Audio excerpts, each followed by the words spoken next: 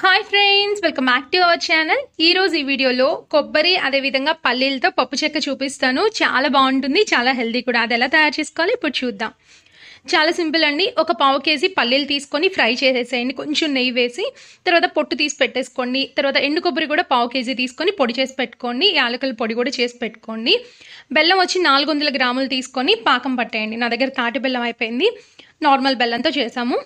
పాకం వస్తుంది కదా, మీకు తెలుసు పాకం ఎలా చేయాలో తెలుసు కదా. వాటర్ పెట్టుకొని అది అందులో వేసి ఇలా ముద్దగా అయిందనుకోండి, పాకం రెడీ అయిపోయినట్టు.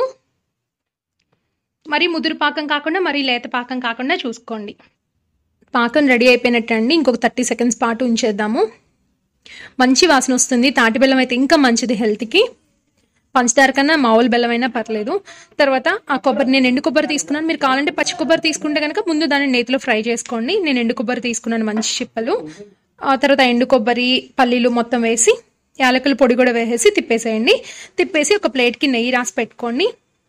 ఇప్పుడు ఏదైతే రెడీ అయిపోయిందో ఆ మిశ్రమాన్ని దాంట్లో పోసేసి తర్వాత ప్లేట్లోకి దాన్ని సెట్ చేసేసేయండి. కొంచెం సేపు ఉంచండి, ఆరనివ్వండి, వేడి తగ్గుతుంది. అప్పుడు దాన్ని మరీ గట్టిగా అయిపోయే లోపలే పీసెస్ కింద కట్ చేసేసుకుందాం. నేను కేక్ కట్ చేసేస్తున్నాను.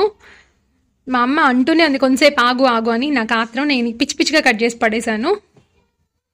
అయినా కూడా మంచిగా వచ్చినాయి. చూసారా, రెడీ అయిపోయినాయి. ఓకే ఫ్రెండ్స్, ఈ వీడియో మీకు నచ్చిందా? నచ్చితే ఒక లైక్ ఇచ్చేయండి, షేర్ చేయండి, సబ్స్క్రైబ్ చేసుకోండి. బాయ్ అండి.